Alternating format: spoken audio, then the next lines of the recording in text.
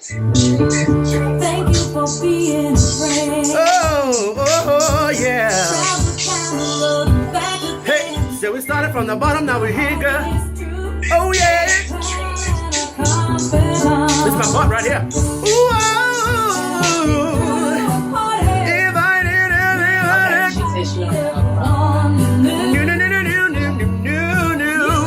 the biggest gift, the biggest. Thank you for being my friend. Oh, yeah. Hallelujah. All right, hi everyone. Welcome to Golden Girls Podcast. I'm Des. This is Missy. Y'all know me. Y'all love me. And then Teresa is in the comments. She actually couldn't make it here, so we were gonna add her in, but obviously you just watched us struggle for 15 minutes. So I'm so sorry. Thank you so much, Teresa, for being here and snugging us into your schedule, because I know you got a big weekend happening. So thank you. I appreciate it. Of course. But we kind of felt like we needed to have an emergency episode. It's just been a really rough week for Black women. And so we kind of had to do a pop-up. So we had to create a set, and just kind of use our phone and just get some stuff going real quick. Because we just have to speak out. And honestly, it couldn't wait until we record next week. Like, I'm not waiting on that. So, you want to talk a little bit more about why we're here? Yes. So, like, I'm going to piggyback off this. It's been a hard week for Black women. And we're here because the verdict of Breonna Taylor, there was an indictment, if you want to call it that. It all affected us, I know, in a unique way. And I think it's our responsibility as a podcast that's targeted towards Black women to take a moment and reflect first on this young Black woman's life in her untimely death. And I want it to affect us in a positive way. I want us all to talk about it and feel it together. And I want it to bring us closer together. So first, I want to just kind of review some of the facts about Breonna's case. I know most of you already know what happened, but pretty much Breonna Taylor and her boyfriend were in her apartment sleeping. The police got a warrant to do pretty much a raid, but it was a no-knock warrant. They said that they knocked. They walked in. Breonna and her boyfriend were sleeping, but when they busted in, he jumped up thinking that they were intruders. And I believe the officers were also in plain clothes. So thinking that they were intruders, he jumped up, grabbed his gun, and he did fire a shot. After that, the police started firing off shots. Some of the shots hit the walls and entered into the neighbors' apartments. But pretty much the indictment came back, not murder, and we know Miss Taylor lost her life. And she was shot 6 times. There was no murder indictment. The indictment was for 3 counts of wanton endangerment. And that pretty much means like just being reckless. In Kentucky, that's a Class D felony, so it's really not much. He was let out on bond the same day. And so we hurt together over this. And so I think we wanted to facilitate a conversation about what that feels like and what it means for us moving forward. And how are we going to turn this into a legacy, because that's the only choice we have at this point. So, Des, when you heard about the indictment that was given from the grand jury, how did you feel? Like, how did you react to it? Sorry, guys. I got to get comfortable. I just got over here. How did I feel? So, to be honest, I felt numb. Like, I felt like a bullet hit me, but it bounced off, because it's like, here's another one. We just got to deal with it again. It's not like, it doesn't mean anything. Like, and the fact that, like, I literally cried that night because I was afraid to go to sleep. Like, I can't go to sleep in my own home because I could just get shot by the police. Like, Like, that's unsettling, you know. Like, I'm not saying that I believe that they would come into my home, but she didn't either. So, Right. you know, Right. we're here with that. So, but I definitely, it's just unsettling knowing that literally you could just be in your bed sleep. A black woman could be in her bed sleep, and the officer will only get charged for the bullets that he missed hitting her, like the ones that he hit in the wall. I just, you know, you just feel kind of worthless. What is the point of everything else that we're doing if Right. my life can be taken away and it means absolutely nothing? Right. To me, it was just like, first of all, I had to work. Mm-hmm. And I was working from home.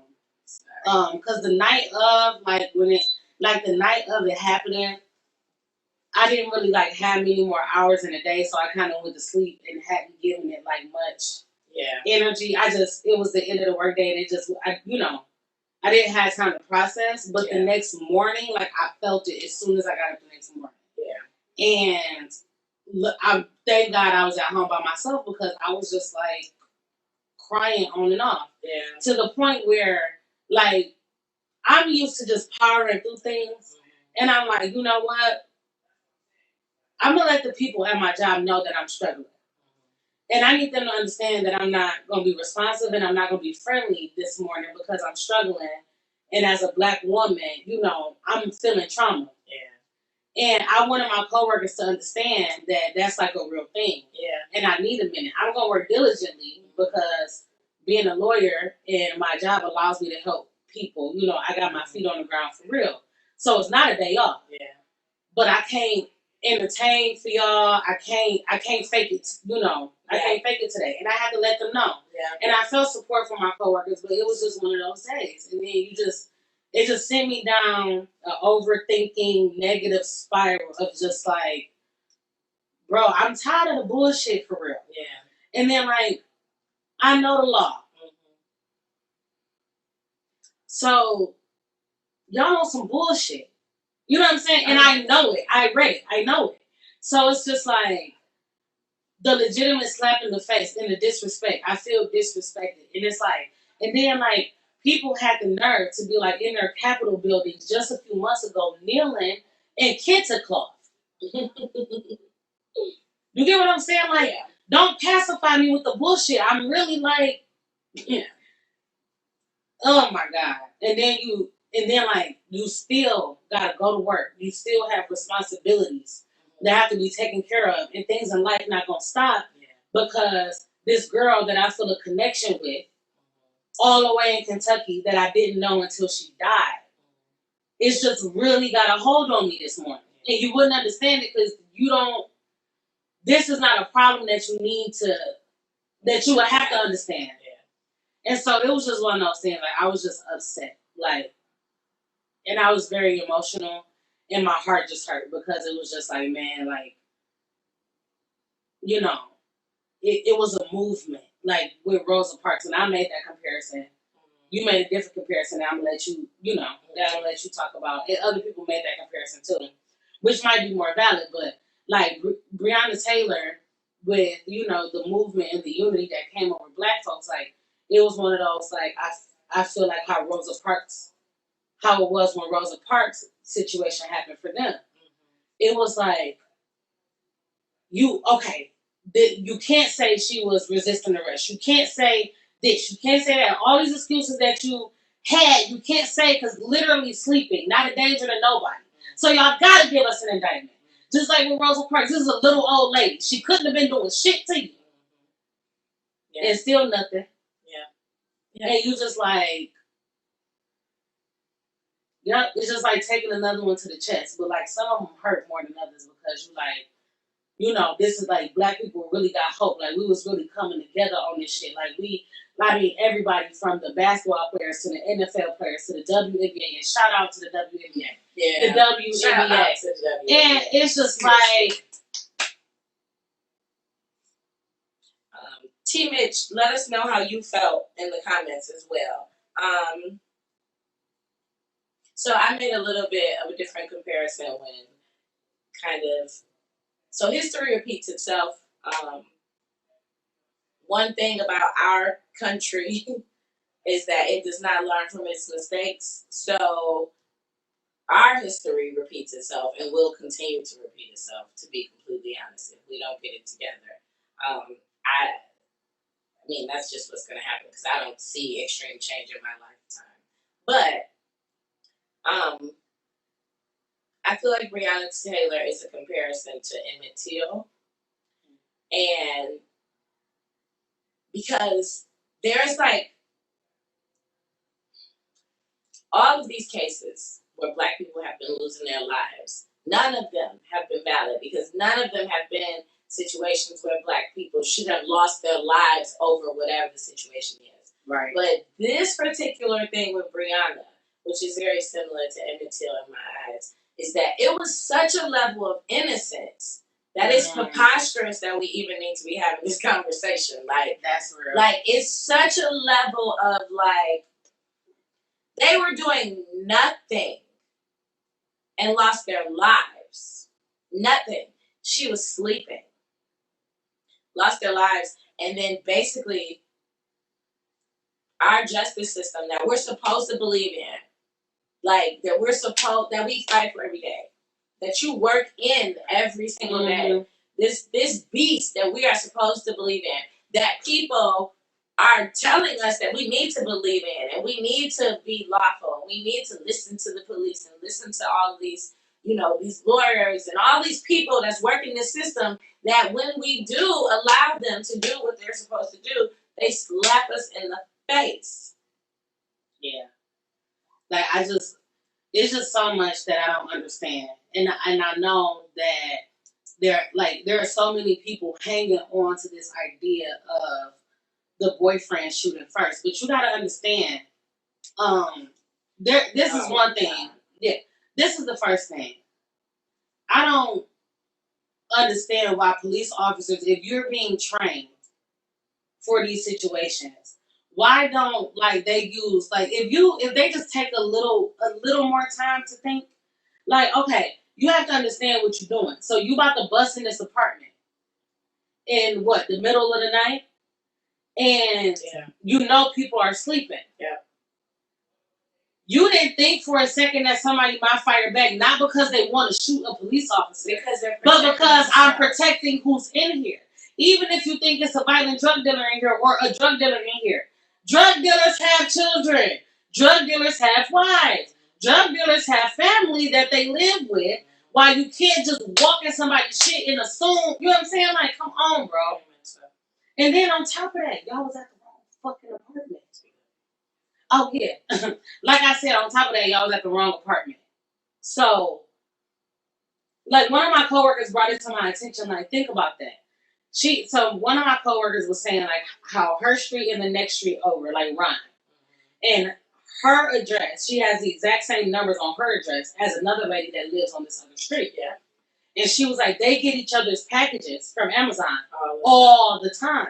So she was like, say whoever was doing whatever, and they sent somebody to my house and just shot me. She was like, there has to be a better way to fact check these things, especially when you're running up and shit with guns. Yeah. And the thing is okay, whatever the situation is, she deserved more than what y'all gave her. You know what I'm saying? Okay, and it's not that we don't think police can make mistakes. Errors happen all the time. But they can't happen. But you gotta have, they can't happen with people's eyes, and you gotta have a higher deterrence of this shit. Yeah. So people are very careful, and they double and triple checking before they running up and shit with guns. I just don't understand it. I mean, so doctors, in order to save lives, have to go through all these years of schooling and training and internships and residencies and all of these things. Lawyers have to go to school forever and learn every bit and piece of the law in, out, upwards, downwards, and they're constantly learning every day. All of these people, we have doctors who are responsible for people's lives, that they have to go through this training to save people's lives. Then we have lawyers who are responsible for the law and really like working the law and litigating the law. They have to be trained. How is it? Even our social workers, though.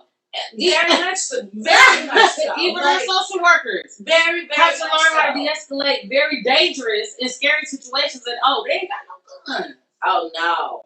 No. I was going to people's houses. Not a knife, not a mace, not a nothing. I was going to people's houses taking their children as CPS with an iPhone. Like, that's what we used to joke about. That was our weapon. Because if something happens, you're just supposed to call and hope somebody makes it in time. Yes. If you can get to your phone. But either way, we have all these people who are responsible for different facets of life, the law, all these things. And then we got police officers in the middle whose job is to enforce the law. And you know what? Enforce is definitely the wrong wording as well. We need to change that. But as of right now, they enforce the law and they do it with people's lives in their hands. And they interact with the community every day. Mm-hmm. They would need the most training, I would feel like, than anything. Yeah. And so I don't understand why me as a social worker, I have to go to years of training. And even right now, I have a senior social worker that monitors everything that I do to make sure that I'm doing everything ethically and the way I'm supposed to and to the book, and I'm diagnosing people the right way. And I have to pay her out of my own pocket to do that. And like the fact that someone who can walk around with a gun and can't shoot me. What's the training for a police officer? And can be 18 years old because they could have got out of high school in April and probably get their gun that next January. Like, it happens. Oh no! Please believe there are children who legally operate guns. Absolutely. So we gotta move this along because we can do this all the time. So another question. T. Mitch, we still waiting on your replies. So I was on Shade Room because I get some snippets from Shade Room in a lot of places of news, but Miss Tamika Mallory, sis, she has some comments about the prosecutor. What's his name? Daniel Cameron. And she basically just said, like, we don't respect your black skin because you using it irresponsibly, pretty much. And that he's being used by the system. And she ain't fucking with him, pretty much. I'm going to just put it in a nutshell like that. So there was a question that came up. And, like, I went to law school. There was a question that came up. I tried to look up the answer to this question and ask. But I'm asking myself, like, okay, I am mad at him. You know what I mean? But why am I mad at him? Am I mad at him because I wanted him to do more?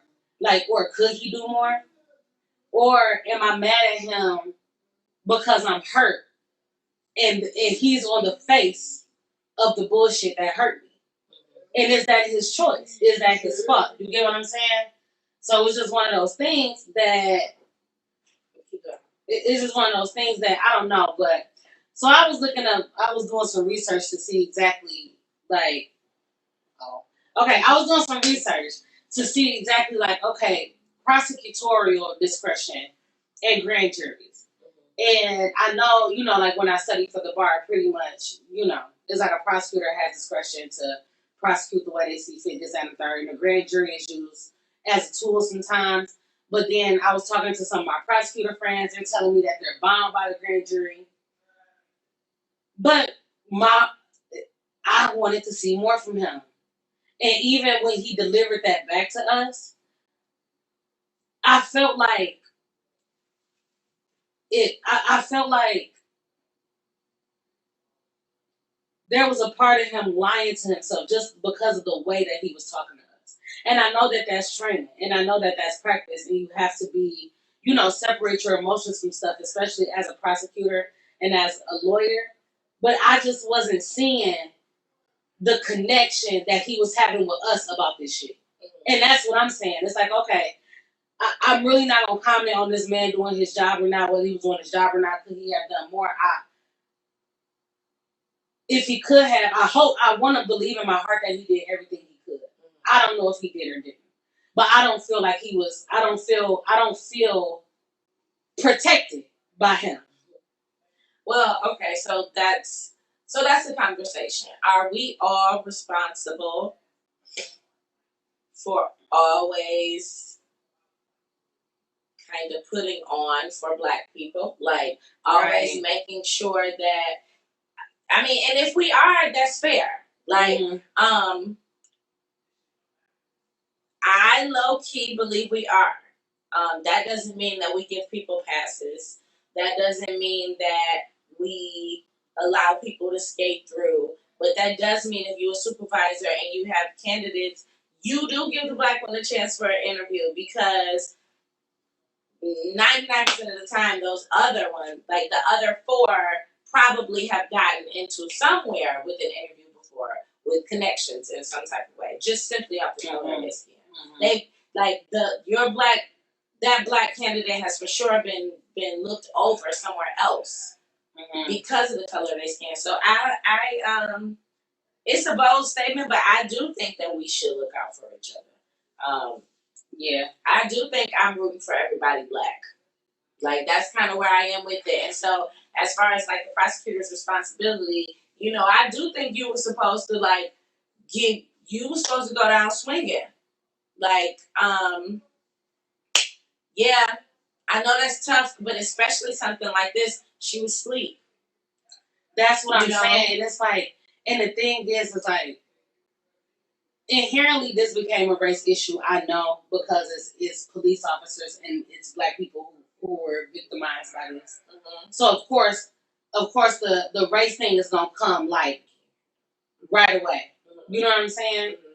But like on a deeper level, this ain't a race case. This is they ran up in the wrong house, killed somebody innocent, and no justice was brought.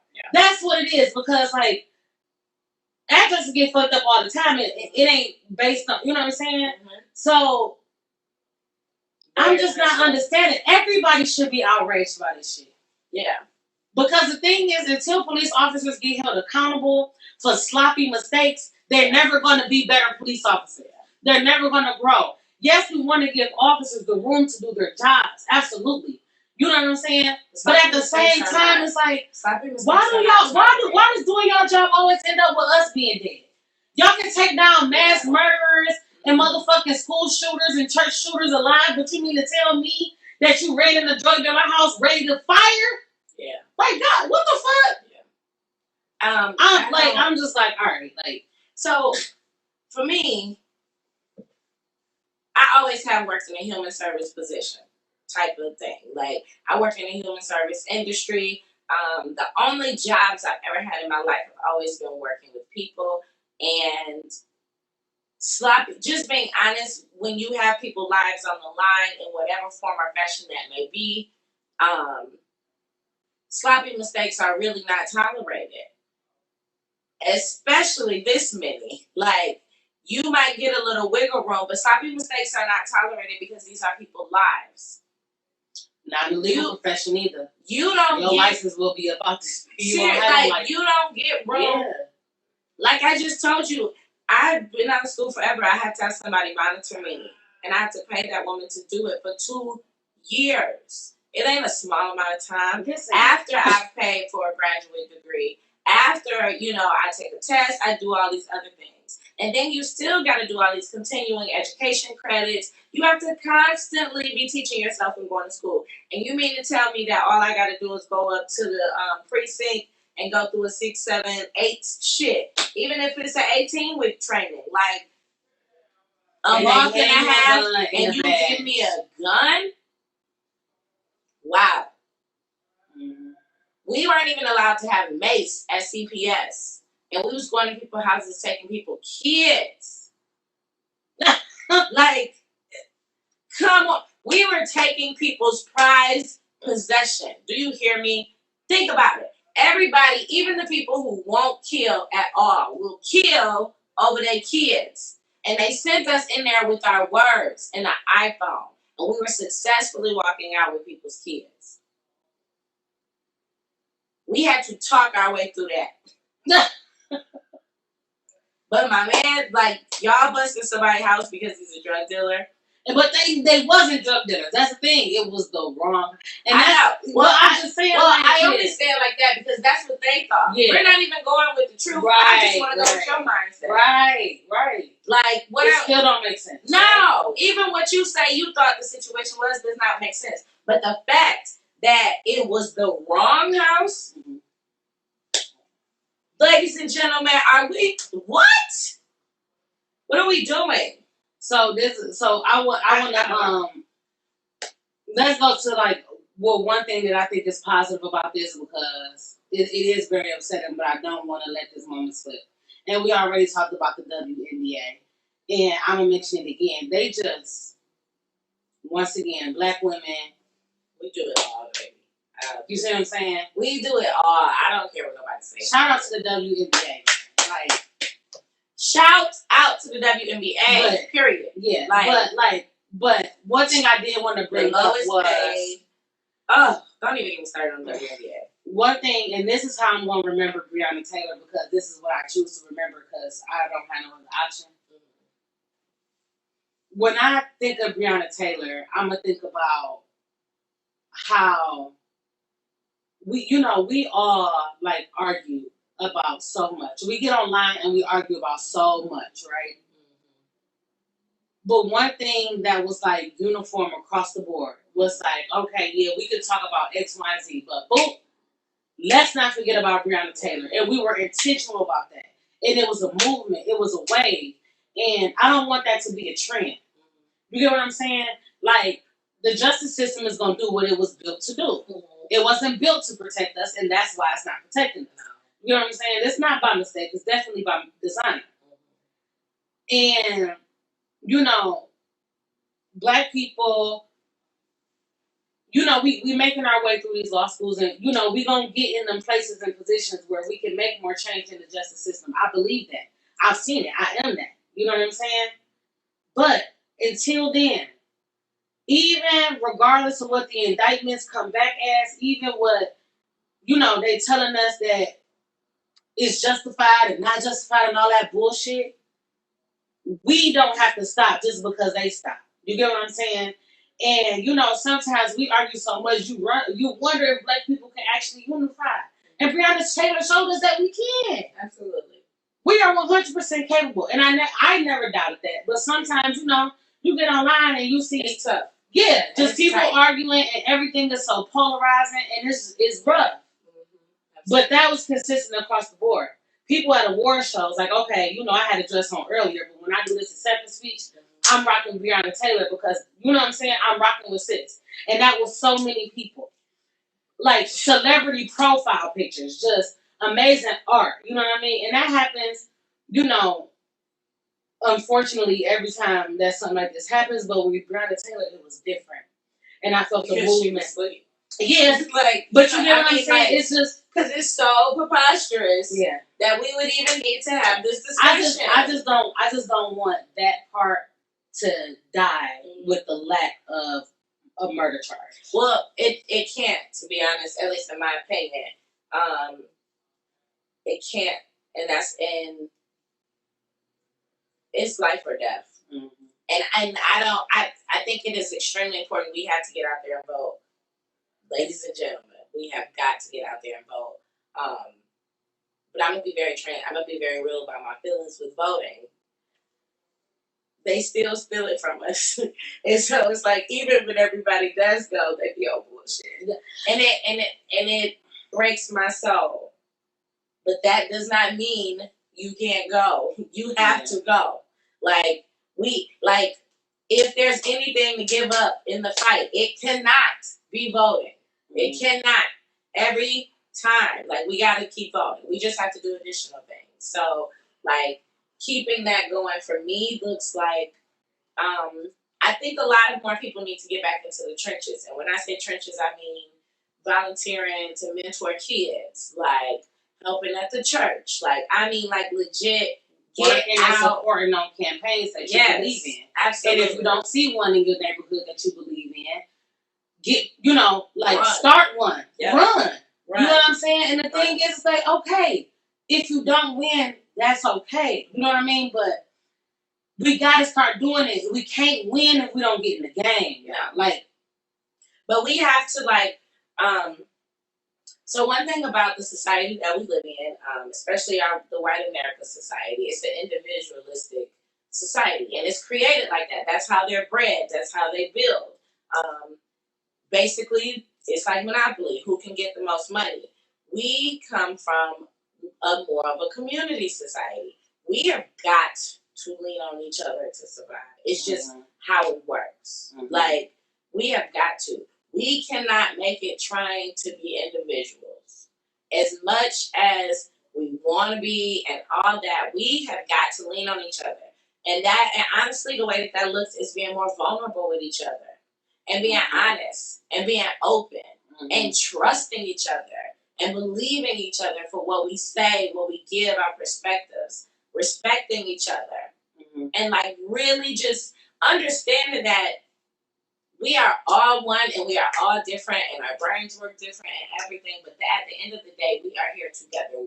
All of our ancestors were brought over on the goddamn boats. And from that fucking moment on, we're locked, period. And so there's so much divisive energy right now that it is exhausting, that it's not even enjoyable to have discussion, to learn. Because the point of debate, to be honest, is to learn more. It's to grow together. It's to see each other's perspectives. It's to widen the picture. It's so bad now that your picture has to be this small in order like to stay in your lane. Yeah. You are either this or that. There's nothing in between. And to be a human, there's so many layers of us. Yeah.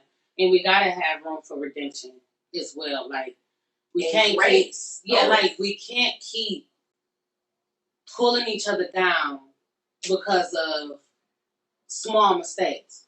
And like, don't get me wrong, some people do foul shit and you like, all right, bro. But it's extreme. Let's be honest. like, you know, it's extreme. Those people are extreme. We know who they are. Yeah, but we like, all know who they are. We also got to give people room to grow. You get what I'm saying? And it's not that you forget what they did or anything like that, but you know, we already have a system of that drags black men in. You know, the justice system already drags black men in, black people in. And once you have that on you, whatever charge it is, small or large, they got you. And it's going to be a tag. And you're going to wear that tag forever. And it's not fair. We can't do that to each other, though. You know what I'm saying? Like, you got to allow somebody to redeem them. Like, you can't sit here and complain because you're a felon and can't get a job, but then don't want to forgive somebody for whatever mistakes that they've made. Listen, let people serve their time and move on. That's all I'm saying, because we got to hold each other accountable, but we got to do it with love.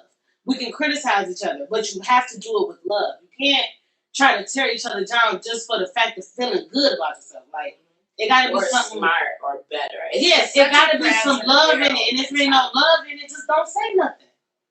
And it's simple as that. But, so, rest in peace, Breonna Taylor. You will forever be ingrained in, like, the fabric of who I am as an attorney, as a black woman. I won't forget you. Yeah, I won't forget you. I'm sorry this happened to you. I'm sorry the justice system didn't protect you. But I know you know what I'm saying? I'm going to keep pushing, because if not, it was for nothing. You know what I'm saying? So, rest in peace, sis. We love you. Absolutely. We're going to switch gears to another situation that's been burning the whole timeline, the whole internet, the fuck down. The tacky, poorly timed album dropped by Tory Lanez. So if you're not familiar with that situation, basically Tory Lanez, Meg Thee Stallion, we heard Kylie Jenner was there, and Meg Thee Stallion's friend, and I don't know who else. They were all out. The night ended. Tory Lanez had a gun. Meg was shot. The details have been blurry ever since. We got to keep it real about that part. Yeah. The details have been blurry ever since.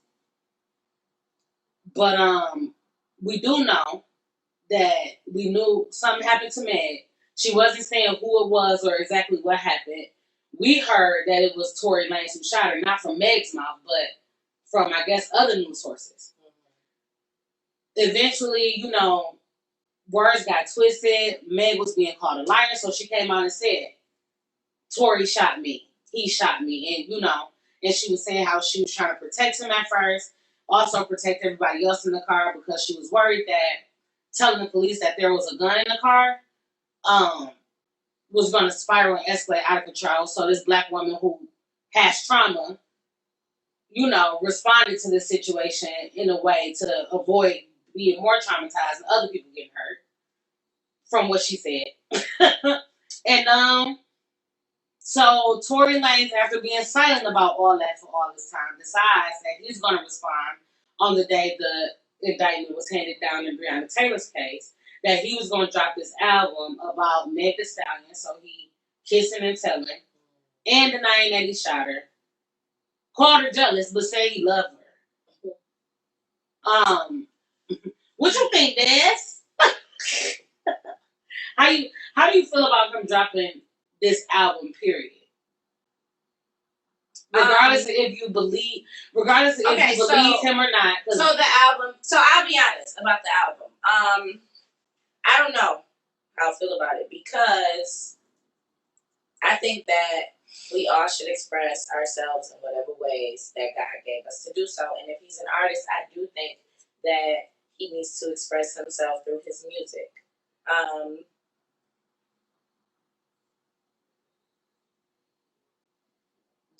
I think that it should have been handled behind the scenes.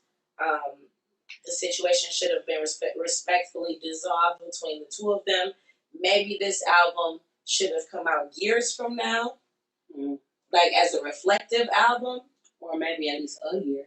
Yeah, I understand. You got to strike while the iron is hot. I just don't think that shooting someone and kind of capitalizing on that is. It's just a very tacky iron to strike on. Yeah. And for me, black women are dragged for much more. We dragged for capitalizing on our vaginas. We dragged for getting some money from our own vagina. That's right.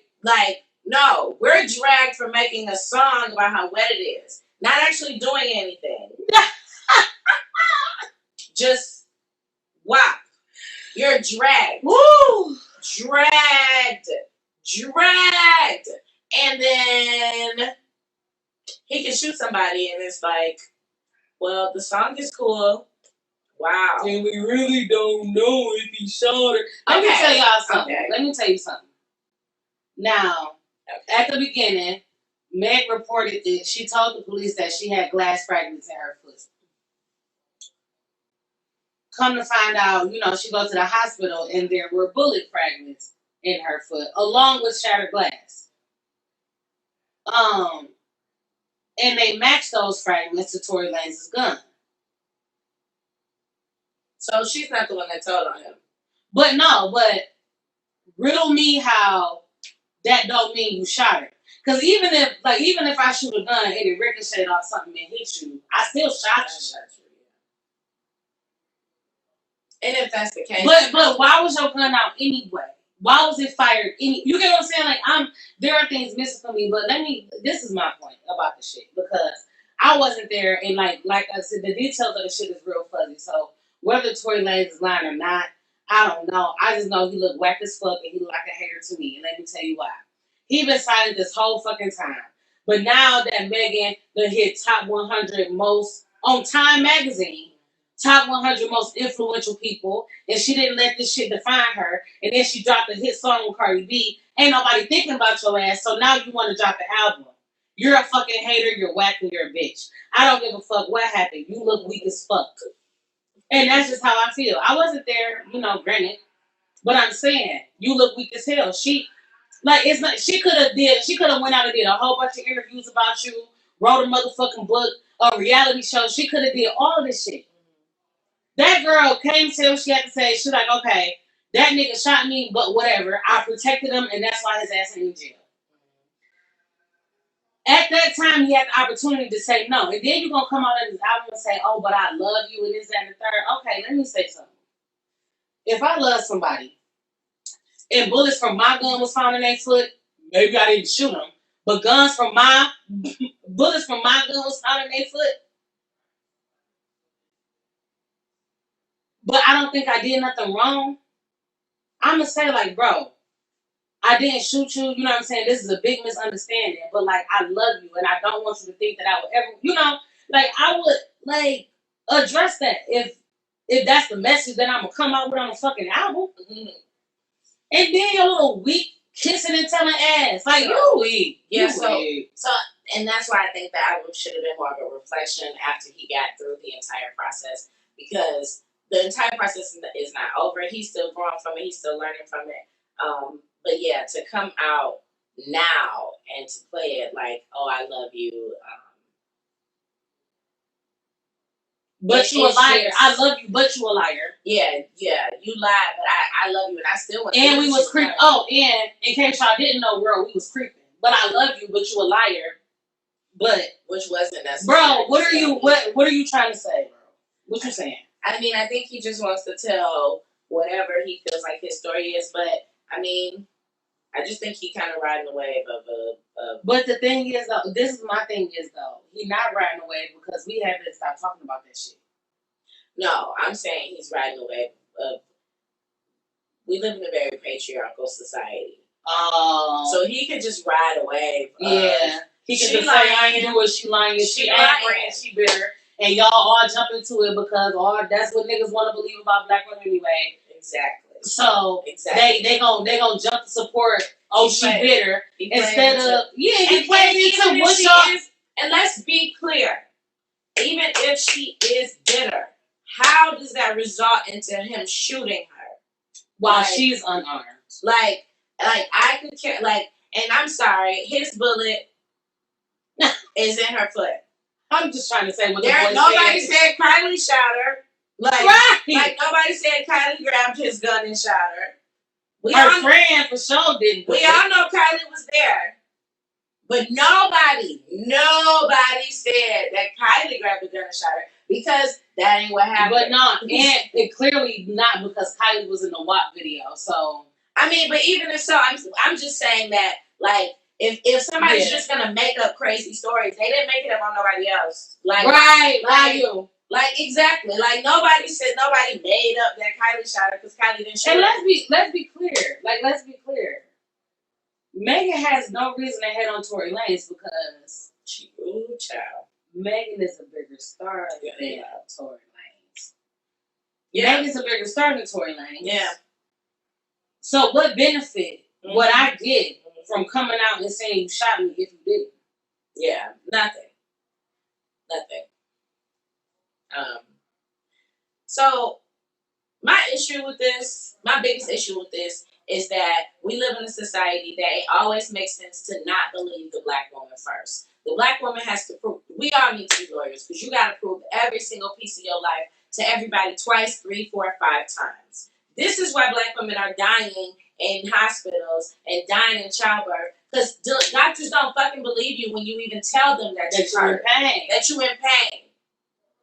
Why? Like, I don't understand how one of the strongest species to walk this earth is always being always been pushed to the side. If I'm telling you I'm hurt, you gotta believe I'm at a level I've already did everything that I could bear for me to even open up and tell you. And you let me die. Mm-hmm. Like, I just can't. I have so many issues with black women just not being believed. Why? Even when we talk about situations about being raped and abused, that was the whole purpose of the slut walk. Yeah.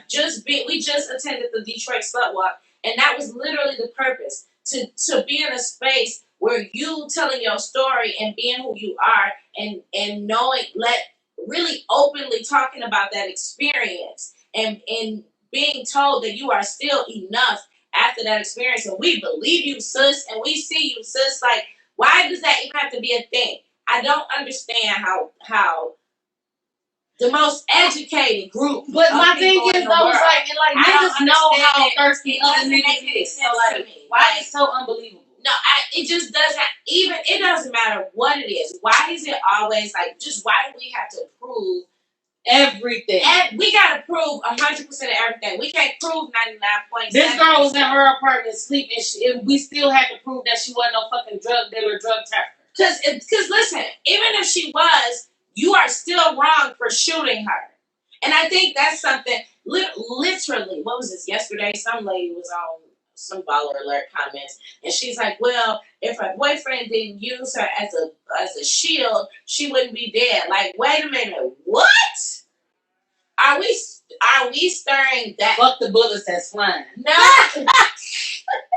If he had used her as a shield, and I was like, that's not true at all. Yeah, but like still. And then she says, "Well, if he wasn't a drug dealer, it wouldn't have happened." No, if the police would have went to the right fucking apartment and did not shoot, it would have happened. Like, what are you saying? This other man. So if this other man who didn't used to live here, who moved out, that they don't fucking know wasn't pretty much. So basically, then this girl who was asleep, who don't know him or what the fuck he got going on, wouldn't be dead. So now, in order to not get shot in my fucking sleep, I have to vet the person who lived in my home before me and make sure that they might not be getting in trouble with the police in the future while I live there.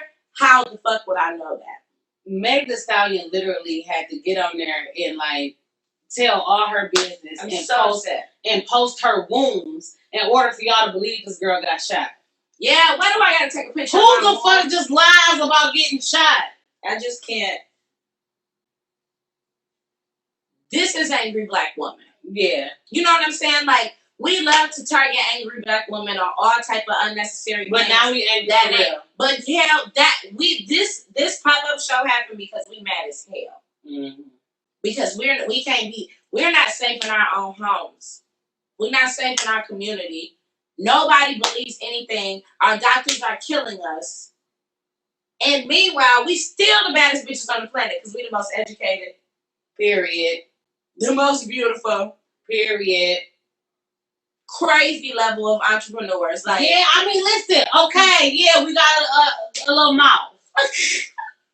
Yes, you know why? But because we make stuff move. Listen. If nobody believed you, everybody blamed you. Nothing was right. You have a little sass too. Because at the end of the day, let's make shit move. I don't have time to deal with whatever y'all issues are with us being black women. So this is my message. Keep doing you, sis. We gonna take over. Obviously, I know y'all seen the ads for the shirts that say like, fuck it, I'll do it. Like, buy a black woman. Like, that's just what we gotta do. We taking over. We gotta be Captain Saver, everybody. Yeah. And my thing is that, you know what? I decided this like a little while ago, but this is why. I've done everything the fuck y'all asked me to do. Yeah. I done went to y'all schools. Yeah. I done read y'all books. Yeah. I'm working y'all jobs. Mm-hmm. I'm paying y'all motherfucking taxes. I got these motherfucking student loans. Yeah. I'm doing everything. I'm building my credit. I'm doing everything the fuck y'all asking. Yeah. I'm not asking permission for shit, bro. And I mean that shit. I'm not asking permission to post what the fuck I want on Facebook. Yeah. I'm not asking permission to wear what fucking color hair I want to wear. I'm not asking permission for none of that shit. Because I've done everything y'all said. Now you want to control my nail color, my Facebook status, my hair. Like, bitch, no, like, the line. I'm putting up a boundary. Listen, I'm about to take up the space I know how. You know what I'm saying? Because any fucking day I can get killed in my sleep. So I'm about to do what the fuck I want to do. Live the life I want to live. Yes. And we just gonna see what happens. Cause like, listen, when you live a life every day on the edge, like that's it.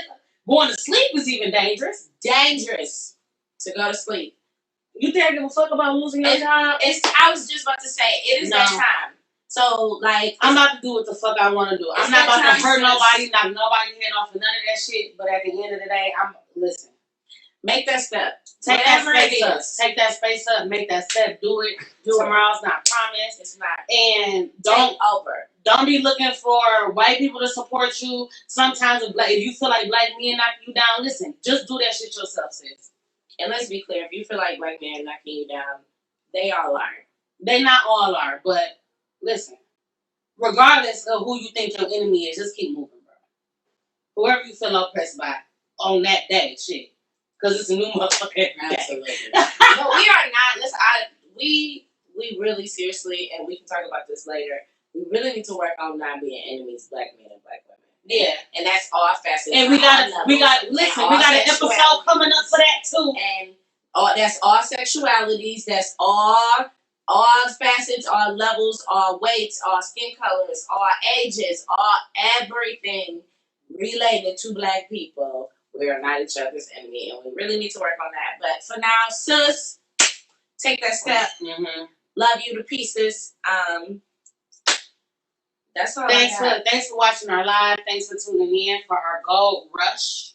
And listen, this might not be the last time. Next time I get pissed off about something, we're gonna do this shit again. Oh yeah, we got the gold rush set now. Yeah, we have it. Listen, this the gold rush. Yep. Y'all like the gold rush set? Yep. This is the last minute episode. Now all we gotta do is get Teresa physically in here, because we can. Listen, Teresa be busy. Listen, for our gold rushes, Teresa be. She booked and busy. Listen, flew out, okay, and busy. So you know.